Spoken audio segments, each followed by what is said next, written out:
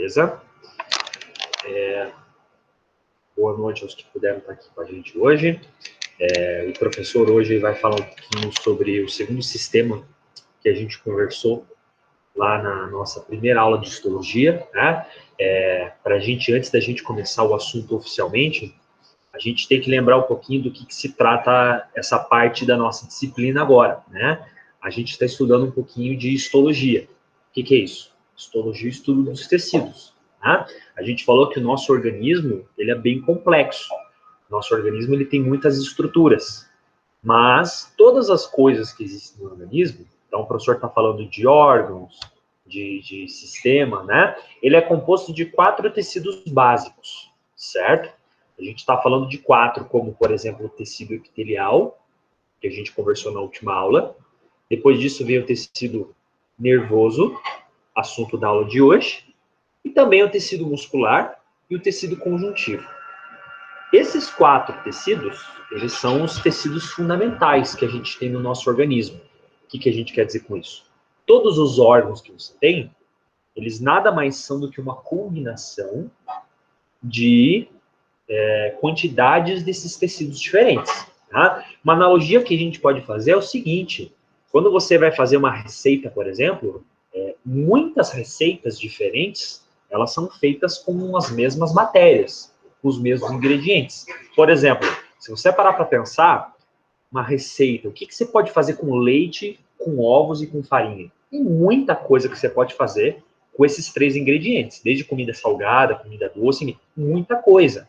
Né? Quando a gente fala, esse exemplo tosco, né? A gente pode pegar esses 4 tecidos e montar tudo o que existe no teu organismo. Né? Quando você olha, por exemplo, o coração do lado do fígado, eles são órgãos bem diferentes e têm funções diferentes também. Né? Mas se a gente começa a dissecar isso, começa a ver o que tem por dentro, a gente percebe que a diferença do coração para o fígado são as quantidades diferentes desses 4 tecidos aqui, certo? Você concorda comigo, por exemplo, que o coração ele tem que ter uma quantidade de tecido muscular grande. Já o fígado, ele é um órgão que tem uma quantidade de tecido conjuntivo em maior quantidade, porque o fígado ele participa de metabolismo, de nutrição. Então, perceba que o que muda, na verdade, é a matéria-prima que compõe as coisas. Não é tanto realmente a aparência. A aparência é diferente mesmo, mas para a gente não interessa isso. Na nossa matéria aqui, a gente avalia o que é microscópico. Tá? E a gente vai, na nossa aula de hoje, falar um pouco sobre um dos tecidos, uma das partes mais importantes que a gente tem da nossa biologia celular, que é o tecido nervoso. Tá? Então, o professor agora vai compartilhar aqui os nossos slides para a gente conversar um pouquinho sobre essa parte da matéria que não é só interessante, é talvez uma das partes mais fundamentais para a gente falar de corpo, né? Tecido nervoso, sistema nervoso. Tá? Bom, quando a gente fala de sistema nervoso, há muita coisa para ser falada, né? A gente hoje vai tentar pegar os aspectos gerais.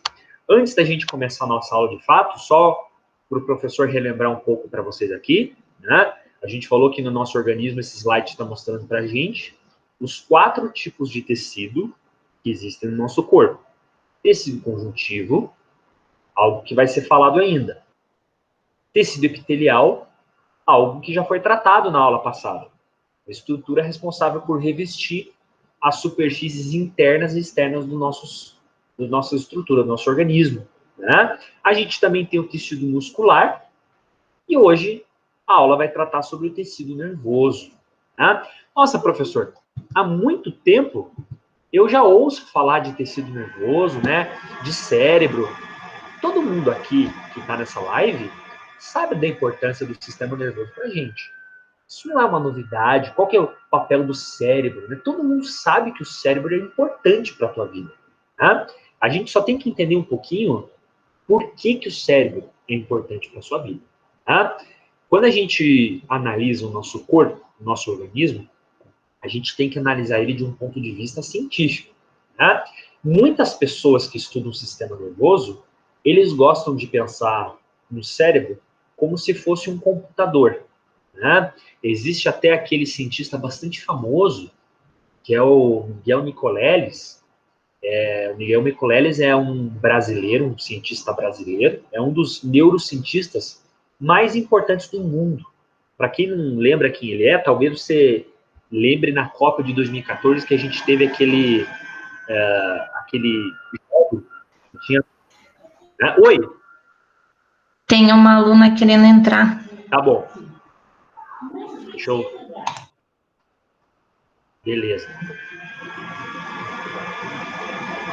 Bom, continuando aqui, pessoal, a gente estava falando, né, para quem não lembra quem é o Nicoleles, tinha lá na Copa de 2014, tinha um projeto que mostrava que a pessoa, ela tinha um exoesqueleto, né, uma máquina que devolveu os movimentos para ele, até poder dar o pontapé inicial, né? Então, por que o professor está falando isso? Os neurocientistas acham que o nosso cérebro é uma espécie de máquina, né? E que ele nada mais serve do que controlar o que existe no nosso corpo, como se fosse um computador, né? A gente fala que o tecido nervoso, ele tem um papel importante para a gente. O tecido nervoso, ele interpreta as sensações que existem no ambiente. A gente está vendo esse casal de animais aqui, esse casal de cervídeos, né? Então dá para ver que eles estão na natureza e eles estão atentos. Eles estão olhando algo, por exemplo, para frente. A gente não sabe se eles estão olhando para uma água, estão olhando para comida, um pouquinho de mato, né? Ou se eles estão olhando, na verdade, para um predador que vai caçá-los, tá? O que importa é que o cérebro, ele está processando as sensações que eles têm. Você também, nesse momento, está fazendo isso. Então, a visão, cheiro, sabor, as tuas emoções, nesse momento, elas estão sendo processadas. Tudo que existe no ambiente, ele vai ser processado pelo sistema nervoso, né? E o sistema nervoso, ele é de uma forma bem sutil, acaba controlando tudo que existe no teu corpo, né? Ele lida com vários processos ao mesmo tempo, como um computador, e você não percebe isso, tá? De forma muito sutil, ele processa as informações, né? Então a gente fala, como aqui no slide está mostrando, que o sistema nervoso, ele está adaptado para propagar sinais. Em outras palavras, o que é isso? O sistema nervoso, ele recebe informações do ambiente e ele vai causar uma reação para isso. Por exemplo, você vê alguma coisa no ambiente, porque a gente capta luz pelo nosso olho, pelo sistema nervoso, né? E você vai criar uma resposta em relação a isso, né? Você vê, por exemplo, alguém que você gosta, alguém que você não gosta, né? Você vai ver o ônibus que passou correndo, você está atrasado, né? Cheiro é a mesma coisa. Você tem estímulos odoríferos que você vai reagir positiva ou negativamente, tá? E o teu cérebro vai interpretar isso. Ok, pessoal? Essa é uma incrível função que a gente tem no nosso cérebro. E a gente vai falar na aula de hoje, né? O sistema nervoso, se a gente for analisar ele do ponto de vista científico, ele é dividido em duas partes. Tá? Eu não lembro se vocês já tiveram, nem todos aqui, mas já tiveram aula de anatomia, talvez você já tenha estudado um pouco o sistema nervoso, né? Talvez vocês vão estudar para frente, o professor não lembra, não sabe, tá? Mas o sistema nervoso, ele é basicamente dividido em duas partes. Primeiro, que a gente chama de sistema nervoso central, como o próprio nome fala, ele é a peça principal do sistema nervoso. O cérebro, certo? Que fica aqui dentro do nosso crânio, e a medula espinhal, que é um prolongamento do cérebro, é um cordão que fica nas suas costas. Fica protegido pela coluna vertebral. Tá? Você percebe que o cérebro é importante já pelo fato dele ficar protegido numa estrutura de osso, não é verdade? Pensa no seu crânio, por exemplo. Pensa algumas vezes na tua vida que você acabou batendo na tua cabeça. Né? Você concorda comigo que tudo que é precioso, ele está dentro de uma caixa, tipo uma joia, por exemplo? A joia não está ali na tua mão, né? A gente guarda a joia numa caixinha, por exemplo. Quando você vai numa loja comprar uma joia, você recebe, os filmes a gente vê alguém recebendo uma joia de presente, né? Está dentro de uma caixinha. O cérebro é a mesma coisa. Por ser fundamental, por ser tão crítico assim, ele fica protegido dentro do crânio, que é uma estrutura de osso pesada. Tá? Medula espinhal, que é o prolongamento que a gente tem do cérebro, a mesma coisa, fica dentro da coluna vertebral. Mas o sistema nervoso, pessoal, não é só isso. Você não consegue enxergar, mas saindo do sistema nervoso, ou seja, saindo do cérebro e saindo da medula espinhal, você tem inúmeras ramificações, que a gente chama de terminações nervosas. Você já ouviu falar, por exemplo, na palavra chamada nervos, né? O que são os nervos? Você, por exemplo, está enervado, você está irritado, nervoso. O que é isso? Nervos são os prolongamentos que saem do cérebro. É tudo tecido conjuntivo, como uma espécie de trama, de raízes, que saem para inervar o teu corpo inteiro. Desde a ponta dos teus dedos até o interior do seu corpo. O cérebro controla todo o teu organismo assim, pelas terminações nervosas. Então a gente tem a parte central e a gente tem a parte periférica. Periférico é o que está ao redor.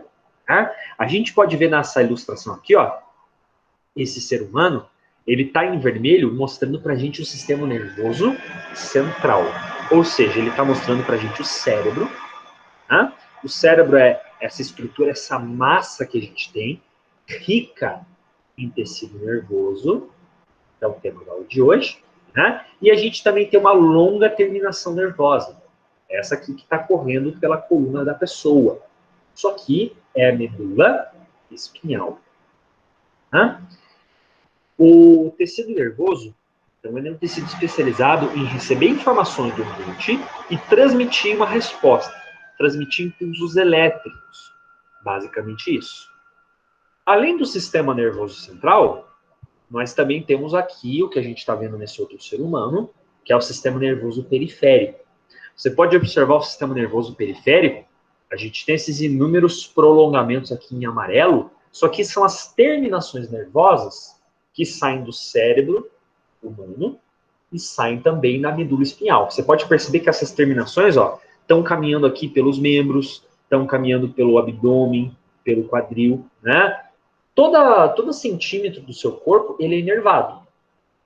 Por isso que você consegue interpretar o que acontece com o teu corpo, né? Por exemplo, você encosta a sua mão numa panela quente, né? Você já tem o reflexo de tirar a mão da panela quente. Por que você fez isso? Né? Num átimo de segundo, a informação dos nervos da tua mão correu para o cérebro interpretou esse contato, esse calor, como algo perigoso para o teu corpo, né? Você não pode manter a tua mão numa temperatura alta, você vai machucar teus dedos, né? Então ele, num átimo de segundo, em milésimos de segundo, ele devolve uma resposta para fazer o quê? Dor. Você tira rapidamente a mão, né? Você pode ver que uma criancinha de 1 mês de vida, se você encosta a mãozinha dela em algo quente, ela já vai tirar automaticamente. Ninguém ensinou a criancinha o que é quente, o que é frio, perigoso, não é perigoso. O corpo dela já fez isso automaticamente, né? Por quê? O cérebro que controla isso, né? Você está praticando algum esporte, por exemplo, jogando futebol, e você chuta a bola de qualquer jeito, você acaba machucando os teus pés. O que é isso? A dor que você sentiu, nada mais foi do que o estímulo que o cérebro te mudou para você se preservar. Ó, cuidado, cara. Não faça isso, né? Você acabou de machucar teu pé. Se você fizer mais uma vez, você pode danificar o teu tecido. Olha que fascinante que é o cérebro. Né? A gente está vendo aqui a foto do cérebro, pessoal. O cérebro é uma máquina, então, uma interface que a gente tem com o meio ambiente. Né? Em muitos lugares, você vai ver o cérebro sendo chamado de outros nomes. Né? O cérebro, por exemplo, ele é chamado também de encéfalo, massa encefálica. O que é isso? Essa protuberância que a gente chama de cérebro, ela oficialmente se chama encéfalo. Tudo bem? A gente vai falar mais para frente sobre isso. Tá? Bom, todo mundo aqui, desde que é criança, associa o cérebro com inteligência. Né? O homem há muito tempo já sabe da importância que o cérebro tem para o intelecto. Né? E é interessante porque há muito tempo o homem já conhece o seu lugar na natureza. O homem sabe, por exemplo, que ele é um dos animais, na verdade é o animal mais inteligente que existe. Né? É óbvio que a gente todo dia dá sinais de que a gente é burro, na verdade. Né? Tudo que acontece no mundo, tudo que acontece de degradação ambiental, de guerras, né? A gente mostra que a gente não lida bem com a nossa responsabilidade, que é ser o mais inteligente da natureza. Tá? Mas eu pergunto a vocês, né? Será que a gente pode estimar a inteligência de um animal, de um ser vivo no geral? Né? Será que eu poderia, por exemplo, colocar vários animais dentro de um quarto e apontar assim, esse animal aqui é mais inteligente do que aquele. Esse é melhor do que aquele em relação à inteligência. Será que eu posso fazer isso? Posso. Né? Eu posso falar, por exemplo, que um cachorro é mais inteligente que um jacaré. Eu posso falar que um elefante é mais inteligente que um peixe. Como assim, professor? Você está falando isso só porque você está acostumado a ver elefante fazer coisas interessantes e peixe não, só ficar nadando de um lado para o outro? Não, não necessariamente por isso. Né? Baseado na massa do cérebro em relação ao corpo. Né? Aqui, nesse slide, a gente está vendo aqui um gráfico extraído de um livro muito legal de um cientista que é o Carl Sagan. Né? A gente está vendo aqui um gráfico que está mostrando no eixo que está de pé, no eixo vertical, a massa do corpo. E a gente está vendo no eixo aqui, que está deitado na horizontal, a massa do cérebro. Né? Quanto maior a massa do cérebro, supostamente a pessoa pensa assim, quanto maior o cérebro a pessoa tem, mais inteligente ela é. Não é verdade? Na prática, não é muito bem assim que funciona. Por exemplo, todo mundo aqui já ouviu falar que o elefante é um animal bem inteligente. Né? Tem até aquele ditado popular assim, aquela pessoa tem uma memória de elefante. O que ela quer dizer com isso? Aquela pessoa inteligente, por exemplo. Né? Porém, apesar do o elefante ser inteligente, o elefante não é o animal mais inteligente que existe. Como assim, professor? O elefante não é inteligente, mas o cérebro do elefante é gigantesco. Isso é verdade. Mas você não concorda comigo que tudo que o elefante tem é grande?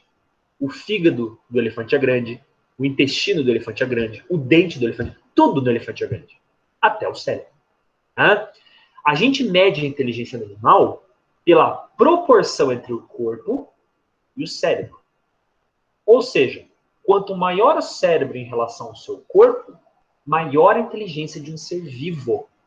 Aqui a gente pode observar, a gente tem aqui alguns símbolos que estão representando alguns grupos de animais. Né? Então, por exemplo, a gente tem aqui, em relação à proporção entre cérebro e tamanho, a gente vê que os dinossauros, os répteis, eles não são animais tão inteligentes assim. Né? A gente tem aqui, por exemplo, um triângulo preto que está mostrando para a gente as aves. As aves já estão um pouco mais inteligentes do que os répteis que estão aqui embaixo.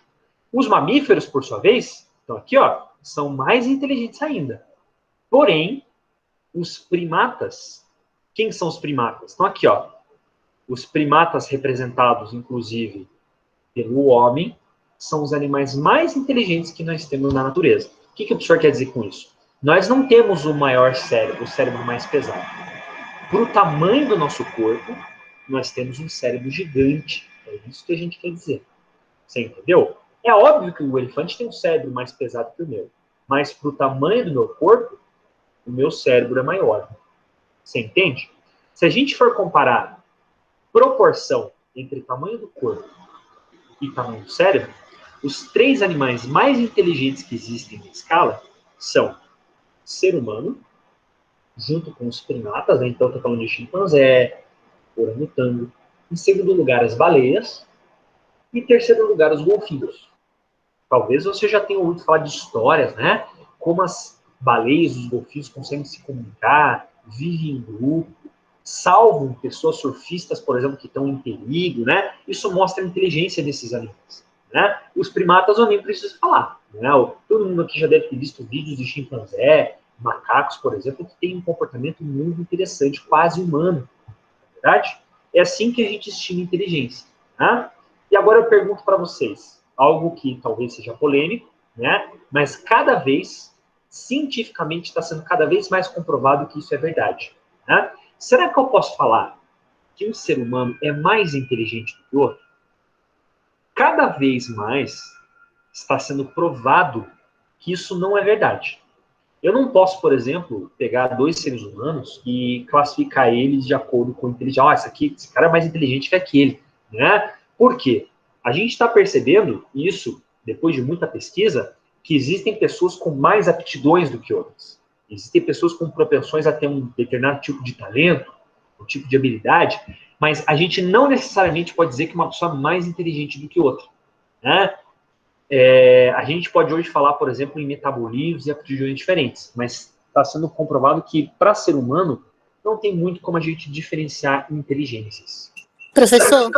Diga. Então, eu ouvi falar que essa questão de diferenciar um ser humano do outro, se é mais inteligente ou não. Eu ouvi falar que tem muito a ver também com o estímulo. Me falaram que o estímulo, por exemplo, para mim é o mesmo estímulo do senhor. Só que a diferença é a questão de se você passa mais a ler, a estudar, a você se dedicar um pouco mais. Não é a palavra certa, né? Mas eu tenho mais estímulos do que o senhor porque eu estudo muito mais. Não sei se o senhor está compreendendo. Eu não só compreendi totalmente o que você falou, como você está corretíssimo, né? Deixa eu me corrigir. Talvez o professor tenha falado de forma errada, né? O que o professor está falando é o seguinte: até pouco tempo atrás existia uma corrente que tentava demonstrar que algumas pessoas nasciam mais inteligentes do que outras. E pior do que isso, de forma até racista e preconceituosa, algumas pessoas falavam que existiam grupos étnicos que nasciam mais inteligentes do que outros, né? No século XIX, existiam cientistas que falavam que brancos europeus, eles eram mais inteligentes do que negros, por exemplo, né? Do que mulheres, por exemplo. Isso é um grande absurdo, isso é uma loucura, né? A gente não pode, por exemplo, pesar cérebros diferentes e imaginar que uma pessoa europeia branca é mais inteligente do que um negro, do que um aborígene, do que uma mulher, enfim, é uma loucura isso. Porém, aquilo que você falou é completamente verdade. Se você tem dois humanos e a gente tem estímulos diferentes, essa pessoa ela vai desenvolver um intelecto maior mesmo, né? Não quer dizer que ela talvez vai reagir mais rápido a um determinado estímulo, mas ela vai conseguir aproveitar as aptidões que ela pode desenvolver durante a vida. Você falou é algo completamente verdade, né?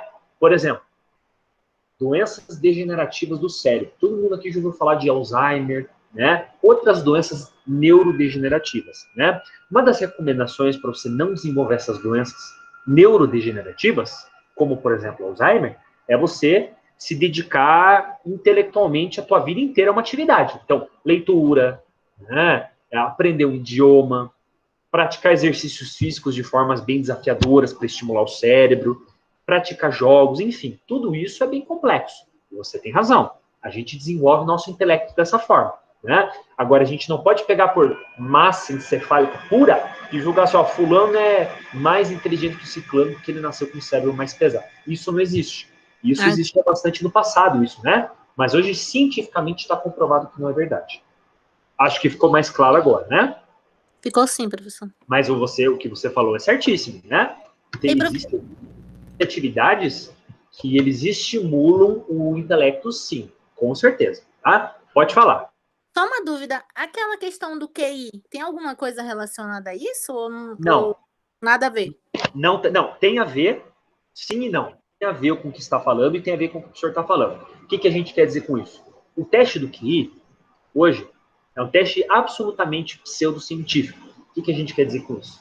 Antigamente, quando a gente por exemplo, estava na escola, iam aqueles instrutores aplicar teste de QI na gente, né? O teste de QI é para a pessoa tentar medir o intelecto através de um número. Você fornece uma série de testes da pessoa para medir o seu quociente de inteligência, né? A gente está percebendo cada vez mais que o QI é um teste pseudocientífico. Ele não tem muita utilidade prática e científica para a gente. Por quê? É aquilo que o professor falou, né?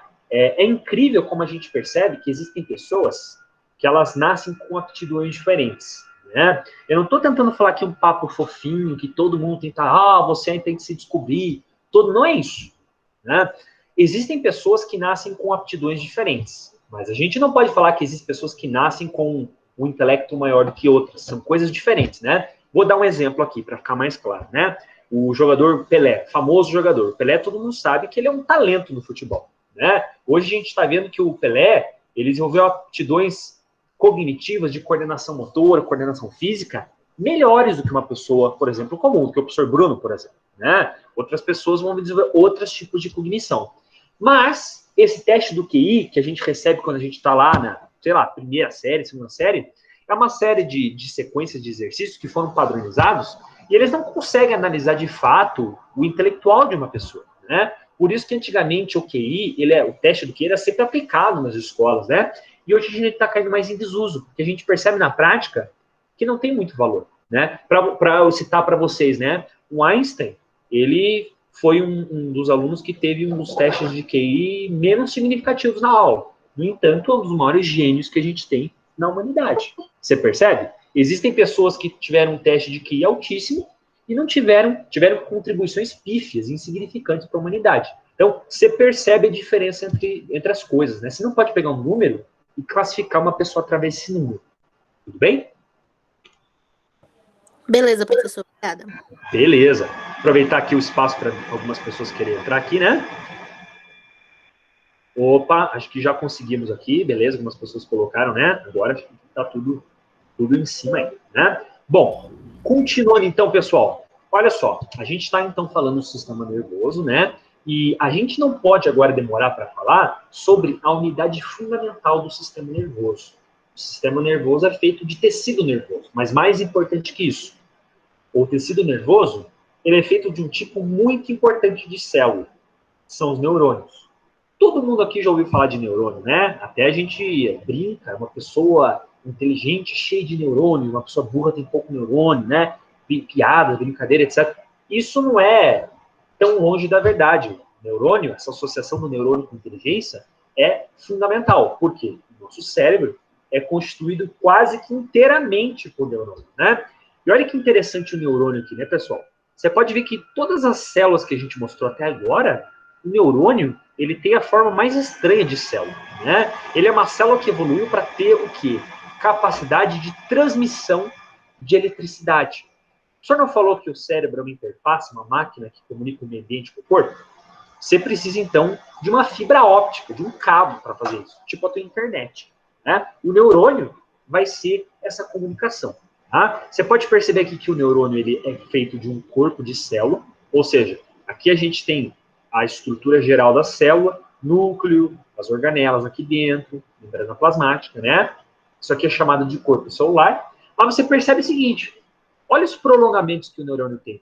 Você pode ver que esses prolongamentos aqui, ó, eles são uma espécie de raiz, né? Esses prolongamentos nada mais são do que projeções que a membrana plasmática da célula faz. Para quê? Para receber estímulos, impulsos nervosos de células vizinhas. Né? Os neurônios, então, têm essas ramificações chamadas de dendritos. São galhos para a célula receber impulso nervoso. Como o neurônio ele transmite impulso nervoso, ele vai receber impulso nervoso, mas ele tem que mandar para frente. Ele tem que comunicar, jogar essa eletricidade para a próxima célula. Né? Por esse motivo, o neurônio tem esse longo prolongamento aqui, que a gente está vendo, que é o axônio. O que é isso? Isso é uma projeção longa, gigante da membrana plasmática. Para quê? Para que o neurônio consiga alcançar a outra célula. Mandar eletricidade para o neurônio vizinho. Aqui, nesse canto aqui, ó, tem um neurônio na direita esperando a eletricidade chegar. Para quê? Para os dendritos dele receberem e ele passar pelo axônio dele e assim por diante. Da ponta do teu dedo, lá do pé, até o cérebro, imagine quantos neurônios precisam, através de terminações nervosas, né, se comunicar. Você tem milhões de neurônios envolvidos nesse processo. Desde que você dá uma topada no teu dedão, a informação passa dos neurônios do dedão do pé, em questão de segundos, vai para o cérebro, processa a informação, manda uma resposta de novo por novos neurônios até chegar novamente ao dedão do pé. O professor falou segundos, né? Na verdade, não são segundos. São milionésimos segundos. Milhares de vezes o tempo inferior a um segundo. A coisa é rápida, né? Se você der um beliscão na tua pele, vai doer. Por quê? Olha a comunicação que teve da pele até o cérebro e depois mandar de volta a dor. É incrível isso. Tá? E aqui a gente mostra um pouquinho um novo desenho do neurônio. Né? Você pode perceber que a gente tem aqui um neurônio, pessoal, que ele está encapado com uma espécie de camada. Né? Existem, por exemplo, alguns animais, como os vertebrados, como nós humanos, por exemplo, que a gente tem alguns neurônios que podem ter axônios gigantescos. Axônios que, dependendo da situação, podem chegar até 1 metro de comprimento. Olha que absurdo. Uma célula que tem um prolongamento de 1 metro de comprimento. Né? Muitas vezes, para você aumentar a velocidade de propagação de um estímulo elétrico, a gente pode encapar o axônio de um neurônio, como a gente está vendo aqui, ó, com uma camada de lipídios, de gordura. Né? Você faz isso para quê? Você faz isso para aumentar a velocidade de propagação de energia. Né? Todo mundo aqui sabe, por exemplo, hoje está na moda a gente conversar sobre velocidade de internet, né? Que hoje a gente tem uma forma mais moderna de internet que é por fibra óptica, né? Fibra óptica é o quê? É um cabo um pouco mais espesso, um pouco mais grosso, que acaba mandando sinal de internet de forma muito mais rápida, certo? A gente pode comparar o modelo antigo de internet e fibra óptica com isso aqui. Neurônios que são revestidos por uma membrana de uma bainha de mielina, né, elas têm uma velocidade de propagação muito maior. Né? Então, geralmente, quando você tem aqui o teu corpo, neurônios que estão comunicando partes longe do corpo, eles geralmente são revestidos por uma bainha de mielina, certo? Existe aqui algo interessante, que é o seguinte, a gente pode classificar os neurônios em dois grupos. Né? Primeiro, neurônios chamados de neurônios sensoriais ou neurônios motores. O que significa isso? Neurônio sensorial é aquele neurônio que vai mandar informação do ambiente para o cérebro. O neurônio motor é aquele que vai mandar, pelo contrário, do cérebro para um órgão efetor, para as mãos, para o coração, para o fígado. Daqui a pouquinho a gente vai falar sobre isso. Tá? Olha só, aqui. Aqui a gente tem um grande exemplo. Né? Você pode observar que a gente está mostrando aqui ó, essa bola que está aqui na esquerda, só que é o sistema nervoso central. Ou seja, estou falando do cérebro ou estou falando da medula espinhal. Né? Quando você tem alguma sensação que está caminhando do órgão, do organismo, para o cérebro, a gente tem aqui neurônios sensoriais fazendo parte da informação nervosa. Quando você tem uma resposta, pelo contrário, do cérebro para o órgão, você está falando de algo motor. Né? Por exemplo, eu vou dar um caso aqui. O senhor citou o caso do beliscão. Né? Vou apertar aqui com força minha mão e minha pele está doendo. O que aconteceu? No momento que eu apertei com força a minha pele, os neurônios motores, os neurônios sensoriais que estavam na pele, mandaram informação para o meu cérebro. Olha, esse cara está apertando muito forte a pele. Manda ele parar. Né? Na verdade, tudo isso que o senhor está falando é transmissão elétrica, não é uma conversa do neurônio, o senhor está só brincando, né? Quando eu apertei a minha pele com força, os neurônios sensoriais, então, mandaram essa informação para o meu cérebro. Como que eu vou sentir dor? Bom, o meu cérebro vai mandar uma resposta. Para toda ação existe uma reação. Né? O meu cérebro vai mandar por neurônios motores, ou seja, vai devolver esse estímulo, que foi o meu apertar de pele, com dor. Quando você, por exemplo, está nesse momento aqui e alguém aí que está na tua casa está assando uma lasanha. Quem gosta de lasanha já vai começar a salivar, não é verdade? Só de pensar na lasanha, se você não comeu ainda, vai começar a babar aí na frente do computador. Né? O que é isso? No momento que o professor falou a palavra lasanha, a gente teve uma resposta, né, de neurônios sensoriais mandando a imagem da lasanha para o teu cérebro. Você está com fome. Você gosta de lasanha. O que teu cérebro vai fazer? Ele vai dar uma resposta para os órgãos que geralmente vão cuidar da alimentação. Glândula salivar, boca. O que você vai fazer? Vai começar a salivar. Se fosse uma situação diferente, se nesse momento existisse uma lasanha aí na tua casa assando, você não está nem pensando na lasanha, mas você sentiu o cheiro da lasanha. Você não vai começar a salivar se você estiver com fome? Vai, porque o cheiro que veio do epitélio olfativo, por neurônios sensoriais foi para o cérebro, e o cérebro mandou uma resposta via neurônios para a boca, ó, cara, ataca essa lasanha. Começa a salivar aí para fazer a digestão. Olha que incrível que é o nosso organismo. Né, pessoal? Nosso organismo é isso. É uma ação de uma reação do cérebro. Tudo bem? Aqui o professor está mostrando uma foto diferente, né? Mostrando que os vertebrados... Professor. Diga, oi. Uma pergunta. No caso do Parkinson, que a pessoa, ela tem, né, ela fica com um problema que ela não tem o controle do movimento, né? Isso é a perda da comunicação dos neurônios? Boa pergunta que você fez.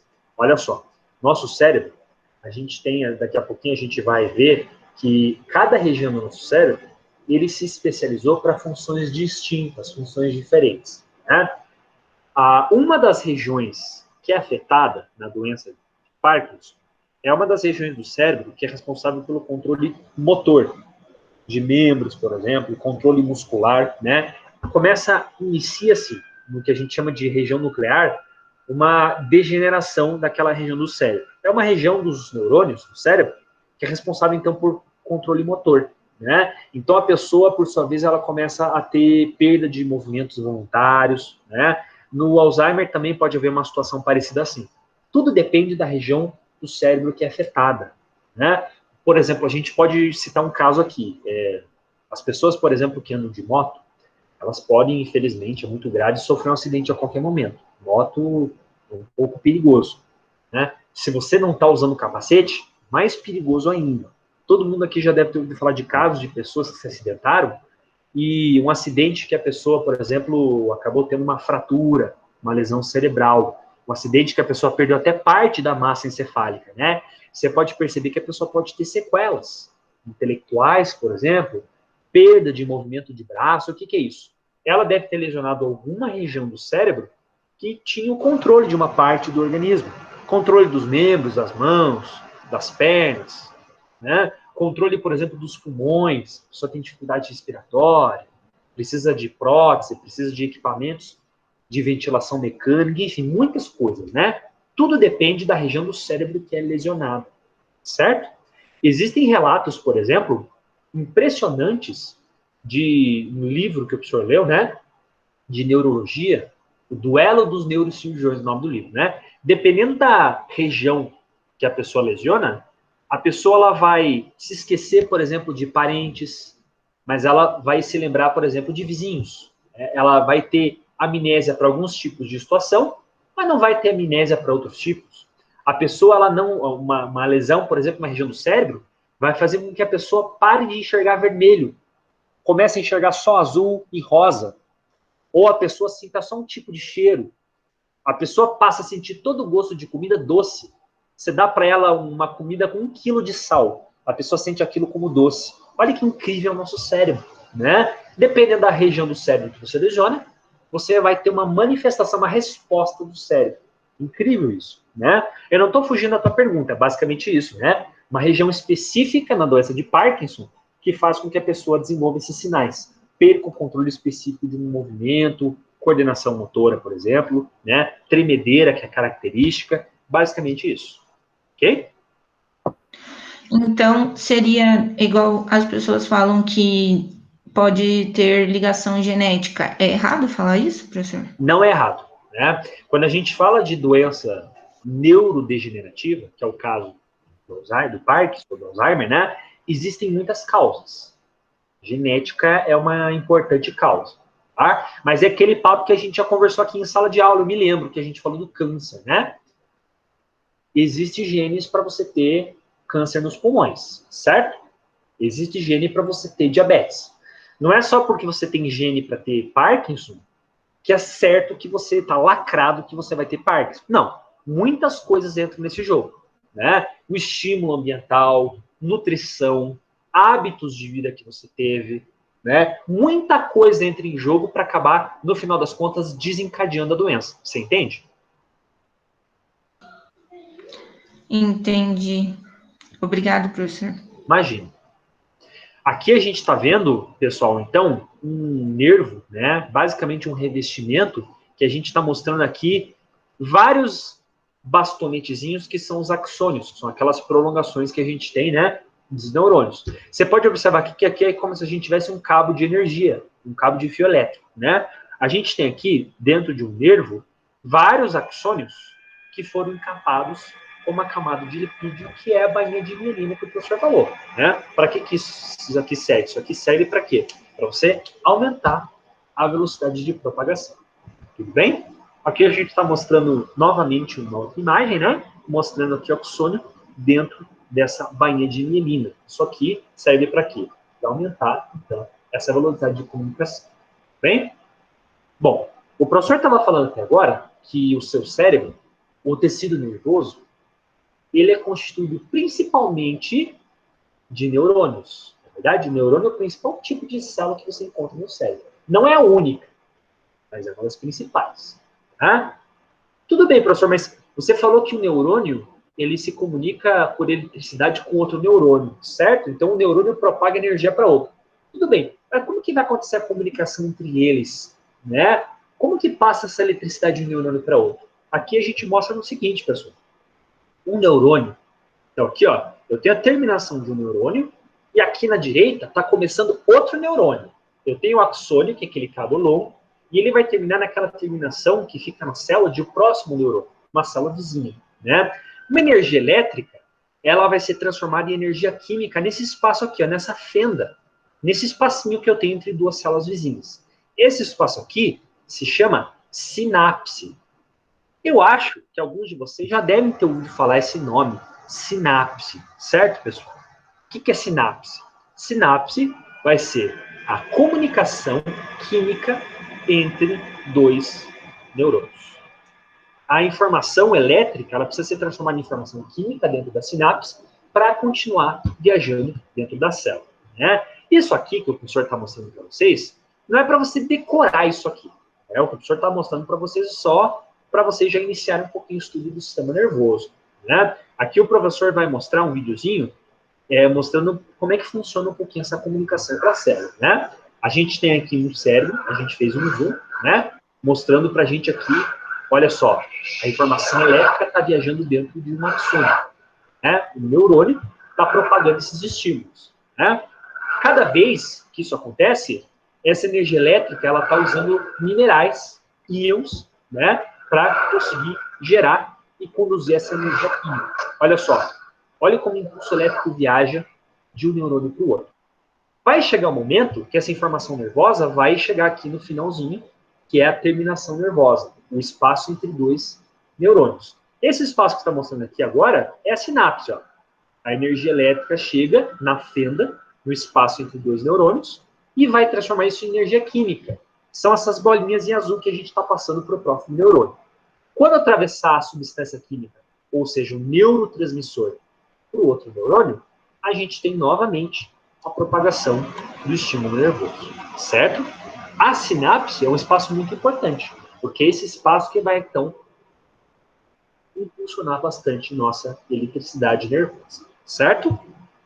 Bom, continuando aqui, pessoal. A gente falou que o sistema nervoso ele é dividido em duas porções principais. Né? A gente falou que é o sistema nervoso central, e depois a gente tem o sistema nervoso periférico. O sistema nervoso central, o professor falou que é o quê? A medula espinhal, que fica aqui dentro da nossa coluna vertebral, né? E o encéfalo, certo? Aqui a gente pode observar um corte da nossa coluna vertebral. O que a gente tem na coluna vertebral? Tem as vértebras. Mas o professor falou que dentro das vértebras a gente vai ter o quê? A gente vai ter nossa massa cinzenta, nosso tecido nervoso, né? Você pode perceber que a medula espinhal ela é tão importante que ela fica protegida aqui dentro do nosso, na nossa coluna, tá? Aqui a gente mostra, pessoal, um corte de histologia, como que é a medula espinhal por dentro, né? Aqui está muito grande para você observar, você não vai conseguir ver muito bem, né? Mas todas essas substâncias aqui rosadas, isso aqui nada mais são do que neurônios, né? A gente pegou aqui um pedaço da medula espinhal e a gente cortou, a gente fez uma secção, né? O que a gente percebe aqui, professor? Você acabou de cortar a medula espinhal no meio e eu percebo que a região interna dela é uma região rosa, porque eu colori essa lâmina, né? É uma região mais escura que a parte de fora. Eu estou percebendo aqui no slide que está escrito aqui que a região interna é chamada de substância cinzenta, professor. E a parte de fora é substância branca. O que é isso, professor? Todo mundo aqui talvez já tenha ouvido falar de massa cinzenta, né, pessoal? O pessoal até fala assim, ó, eu tenho uma massa cinzenta, eu sou inteligente. O que é isso? A região interna, a região mais para dentro do sistema nervoso central, a gente chama de massa cinzenta. O que é isso? As células, os neurônios, eles geralmente ficam na parte interior do sistema nervoso central. Então aqui, essa massa cinzenta, ela é uma massa mais escura, uma cor mais forte, porque o corpo celular, os neurônios, eles estão nessa região. O que está aparecendo aqui nessa região um pouco mais clara, mais branca? Isso aqui é massa branca, substância branca. Aqui você tem os axônios. os prolongamentos dos nossos neurônios, certo? Por isso que você tem aqui essa diferença na coloração. Tá? Nesse slide aqui, a gente está vendo o nosso sistema nervoso central, a parte da medula espinhal está seccionada, ou seja, a gente tirou aqui a coluna vertebral, só está aparecendo o prolongamento do cérebro, que é a medula espinhal. Você pode perceber, pessoal, olha quantos prolongamentos aqui, quantas terminações nervosas saem da tua medula espinhal. E você pode perceber pelo desenho aqui, ó, que a gente está mostrando as terminações nervosas, elas vão parar onde? Elas vão parar em vários órgãos que você tem. Então você tem prolongações nervosas que saem do cérebro para o olho, prolongação nervosa que sai do cérebro para a glândula salivar, para o coração, para os pulmões, para todas as glândulas que estão espalhadas no corpo, para o estômago, para o intestino, para a pele, enfim. Os teus órgãos, eles são controlados, são regidos por um maestro, que é o sistema nervoso central, né? Essas terminações aqui nada mais são do que os nervos, tá? E daí vem a importância de você preservar teu sistema nervoso. Vamos supor que você tenha um acidente de carro, por exemplo, e você seccione parte da tua coluna vertebral. Vamos supor que você seccione essa região aqui que o professor está mostrando com o slide. Olha só, se por acaso eu tenho rompimento dessa região aqui, eu tenho destruição dessa região, um acidente de carro, vamos observar aqui, pessoal. Olha as terminações nervosas que a gente teria. Ó. Essa região aqui, ó, os nervos, eles estão saindo dessa região da minha medula e elas estão indo para onde? No estômago, estão indo para o intestino. Então, uma pessoa que tem uma lesão em uma região específica do sistema nervoso central, ela pode muito bem desenvolver sequelas diferentes.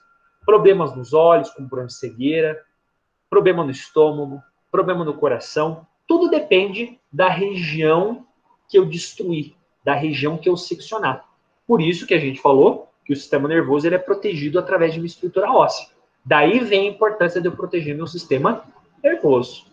Uhum. E aqui o professor mostra, talvez a parte mais importante da aula que a gente tenha. Uhum. A gente está mostrando aqui o encéfalo, o cérebro. Uhum.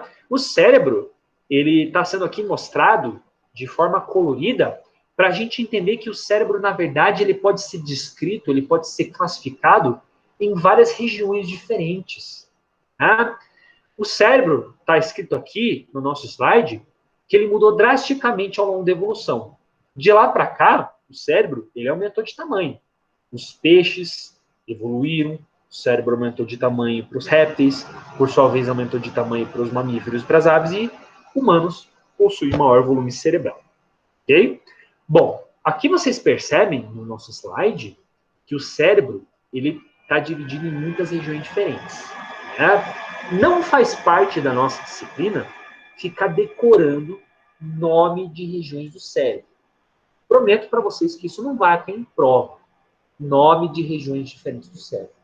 O que eu preciso que você saiba, pessoal, é que o cérebro ele é uma estrutura que é organizada de forma especializada. O que o senhor quer dizer com isso? Regiões diferentes do cérebro se especializaram para comportamentos, para funções diferentes. Né? Por exemplo, nós temos aqui uma divisão básica, que está na cor azul, cor amarela e cor verde. A gente tem aqui o prosencéfalo, que é a região do início, região frontal. Região no meio, que está em amarelo, a gente chama de mesencéfalo. E, por fim, essa região traseira aqui, a gente chama de romboencéfalo. Né? Aqui a gente está mostrando um corte, uma secção. Né? Você pode observar, pessoal, você ainda não tem muita familiaridade, porque até agora você não teve nenhuma aula prática, por causa da pandemia. Né? Mas o professor está mostrando que cada estrutura arredondada roxa aqui, isso aqui é um neurônio cortado, né? Mostrando pra gente aqui que a gente tem um tecido nervoso muito rico no cérebro. Né? A gente aqui está mostrando um perfil do nosso cérebro e a gente vê que, assim como a nossa medula espinhal, a região interna, a gente tem uma região mais escura. O que é isso? Isso aqui é a substância cinzenta, a massa cinzenta. Concentração maior de neurônios fica na parte interna. A região mais externa, mais por fora, é a substância branca. Substância que geralmente a gente tem um número maior de axônios, certo? O professor falou que a gente tem, então, um cérebro, um encéfalo, dividido basicamente em 3 regiões. Prosencéfalo, que é essa região aqui maior, frontal. A gente tem o mesencéfalo, que é essa região do meio. E, por fim, romboencéfalo. né? A região mais importante que a gente tem no cérebro é essa parte inicial aqui, né?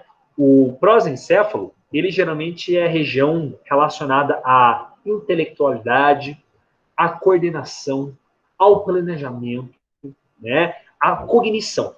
Geralmente, você já deve ter ouvido falar, por exemplo, que regiões do cérebro diferentes são responsáveis por aptidões diferentes, né? Então, por exemplo, a gente tem na região frontal do nosso cérebro, que é a região lobo frontal, a gente tem relações intelectuais como planejamento, coordenação motora, a gente tem a nossa personalidade.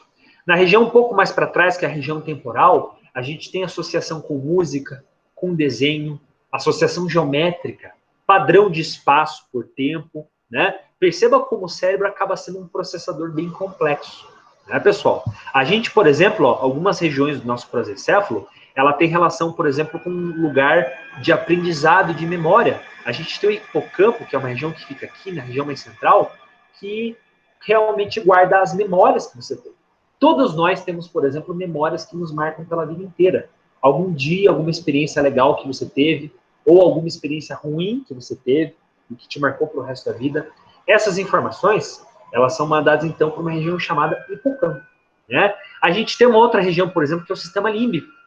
O sistema límbico, geralmente, é uma região mais associada a comportamentos de desejo, como fome, gula, libido, desejo sexual, por exemplo, agressividade, né? Olha que interessante funciona o nosso cérebro, né? Aqui a gente está mostrando uma grande divisão que a gente tem no nosso corpo, como os lobos que o professor falou, né? Então, lobo frontal, que é relacionado mais à intelectualidade, tálamo, que o professor falou, está mais associado à coordenação motora, né? Lobo parietal, cerebelo, que é uma região realizada a equilíbrio, né? Enfim, a gente tem aqui uma parte mais mediana, essa parte em verde, que é o mesencéfalo. Meso vem da palavra meio, né? Mesencéfalo, geralmente, ele é mais relacionado a reflexo. Então, relação com visão, com cheiro. Tanto é que a gente colocou que é muito importante para os animais, né? Os animais não têm a intelectualidade, ele não tem a região do prosencéfalo tão desenvolvida quanto você, né? Então, para ele, geralmente são funções mais relacionadas à sobrevivência, como visão, cheiro, né? Para você, ele já ocupa funções mais complexas, tá? E, por fim, a gente tem essa parte aqui posterior, que é o rombencéfalo, né? O rombencéfalo geralmente está mais envolvido com o nosso subconsciente, ou seja, aquilo que geralmente é mais processado de forma independente no nosso corpo, que a gente não tem muito controle.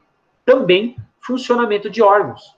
O próprio professor falou, né? Do cérebro e da medula espinhal saem terminações nervosas, né?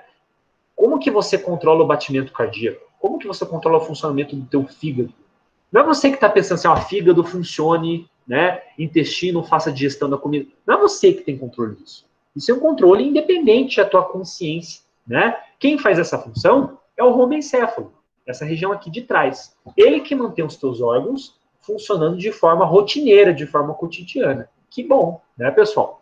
A gente tem aqui, inclusive, essa região posterior aqui, ó, pequena, é o cerebelo. O que é o cerebelo?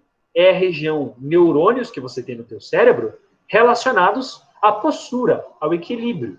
Você, por exemplo, consegue ficar de pé, você consegue andar sobre duas pernas de forma bem desenvolta graças ao teu cerebelo. Porém, alguns de vocês, por exemplo, podem ficar um dia, por algum motivo, tonto, ficar com labirintite, quando você perde um pouco o movimento do seu corpo. Aí você percebe como o cerebelo, ele é importante para manter a tua postura. Né? Algumas pessoas, por exemplo, que têm lesão do cerebelo, elas não conseguem ficar de pé, não conseguem ter uma postura como o homem normalmente tem. Né? A pessoa, por exemplo, pode ficar de cadeira de roda, tem que ter uma ajuda de uma outra pessoa para andar, para ficar ereto. Né? Por quê? É a região relacionada à nossa postura, certo? Aqui a gente mostra novamente algumas dessas regiões, né? O cerebelo aqui atrás, a gente tem o lobo temporal, a gente tem aqui o glândula parietal, que é responsável por coordenação motora, medula oblongo, que é relacionado mais à respiração, controle de órgãos independentes, lobo frontal, relacionado à coordenação, planejamento, intelectualidade, sistema límbico, que é relacionado a emoções, o hipotálamo e o hipocampo, que é relacionado a aprendizado. Então, olha como é bastante complexo o nosso cérebro. Tá? Algo que é bastante interessante é o seguinte, o nosso cérebro, ele pode ser especializado, como o professor está falando. Porém, mesmo assim, nosso cérebro tem uma capacidade de se adaptar, uma capacidade de reaprender funções de forma impressionante, né? Quando você, por exemplo, tem um trauma, um acidente, você lesiona uma parte do seu cérebro, com o passar do tempo, o cérebro, ele consegue readaptar, ele consegue reorganizar algumas regiões do seu corpo para que ele possa assumir uma nova função, né? Por exemplo, algumas de vocês já devem ter reparado que uma pessoa que perdeu algum membro, ela consegue, por exemplo, adaptar a sua perna, o seu braço para uma função, né? Todo mundo aqui já ouviu falar de casos, por exemplo, de pessoas que perderam os braços e começaram a pintar, usar o pincel com os pés, com os dedos dos pés. Ou começou, por exemplo, a praticar algum esporte com as mãos e perdeu o movimento do braço. Ele conseguiu desenvolver de forma mais sofisticada um determinado membro. O que é isso? Isso é uma forma do cérebro se reorganizar. É uma forma do cérebro de tentar adaptar uma nova função. Tá? Alguns de vocês talvez já devem ter ouvido falar de uma adaptação impressionante do corpo. Né? Por exemplo, a pessoa ela amputou o braço. Por algum motivo ela perdeu o braço. Né? E a pessoa ela jura por Deus que ela, mesmo sem o braço, ela consegue sentir o braço. Sentir que ela está movimentando o braço, sentir até dor no braço. Se você, por exemplo, pega uma agulha e você fica movimentando ali no espaço onde o braço dela estaria, né? Olha que incrível isso. No Professor, começo... Oi, diga. então, esse caso, o meu pai ele amputou a perna. Certo. Ele teve diabetes, aí teve que amputar. Daí ele contou sobre essa questão. Ele sentia muita dor na perna, que ele já não tinha mais. Inclusive, eu ia até comentar sobre isso. Que é como acho que o cérebro ainda está se. Eu acho que até ele entender que aquele membro não está mais ali, demora um pouco, né? Justamente. O nome disso, que o seu pai teve, membro fantasma, né? As pessoas não entendiam como assim, né? A pessoa perdeu aquele membro, como que ela está sentindo? É isso que você está falando, né? Exatamente. O cérebro, ele está se reorganizando. O cérebro, ele está usando uma região diferente do cérebro, está usando aquela região que normalmente controlava aquele membro, no caso do seu pai, a perna, né? Para ele poder ocupar aquela região com uma nova função. Porém, toda vez que aquela região que antes era responsável pela perna do teu pai, ela está ativa, ele ainda assim vai mandar impulsos nervosos que vão dar a sensação de que o teu pai está sentindo a perna, né? O mais engraçado é que depois, depois já faz uns 15 anos, ele volta e meia sente, uma vez ou outra, não é sempre também, né? Uma vez ou outra ele sente uma dorzinha, sabe? É interessante isso, né? Interessante. Muito legal. Para você ver como a dor, como a sensação, é tudo fruto do cérebro, né? A gente, por exemplo, sente dor quando você fura o teu braço, quando você corta a tua mão, você sente dor no braço. Na verdade, o responsável pela dor é o cérebro. Mesma coisa o teu pai, que mesmo sem a perna, ele ainda sente alguma coisa, alguma dor, algum resquício ali do que estava na perna. É incrível. Isso é uma mostra de que o cérebro é incrível. Né? É uma readaptação que o cérebro está tendo para usar, não deixar aquela parte obsoleta, usar aquela região do cérebro para uma nova função. É incrível isso. É verdade. Muito legal. Tá? E aqui a gente está mostrando, pessoal, já para a gente finalizando a nossa aula, né? O encéfalo, certo? Porções diferentes do nosso encéfalo, mostrando aqui que à medida que os animais evoluíram, a gente chegou nos mamíferos que tem aqui um volume encefálico maior do que, por exemplo, aqueles animais mais primitivos, mais antigos, como, por exemplo, o peixe e o sapo. Enfim, certo? Bom, é óbvio que a gente, em uma aula, não conseguiria falar tudo sobre o sistema nervoso. Né? É muita coisa para a gente falar do sistema nervoso. O que eu gostaria que vocês lembrassem, fixassem dessa aula, é que o tecido nervoso é uma máquina incrível, que funciona para organizar, para interpretar o que existe no meio ambiente, funciona para mandar estímulos elétricos, né? E funciona também como uma forma de adaptação à nossa vida, aos nossos estímulos. Certo, pessoal? Aproveitar aqui o espaço para a gente perguntar, tirar nossas dúvidas, então, pessoal. Fico à disposição de vocês.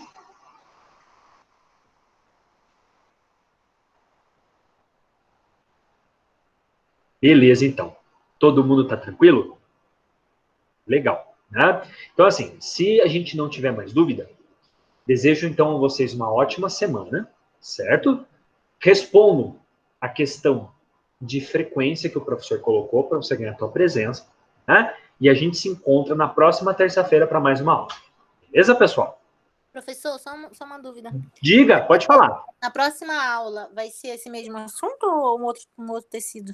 Na próxima aula, possivelmente, a gente vai começar um novo tecido. Ah, tá. Tudo bem? Tudo bem. É que eu gostei tanto desse. O tecido nervoso é muito importante, né? Na verdade, a gente vai revisitar o tecido nervoso com um outro momento lá no finalzinho, que vai ser embriologia, na verdade. Tá? Que vai ser a última parte da nossa disciplina. Mas é muito legal. É muito legal mesmo. Professor, obrigada. Boa noite. Boa noite. Obrigado. Bom, pessoal, se a gente não tem mais dúvida, então, desejo uma boa noite para vocês. Beleza? Boa noite. Boa noite.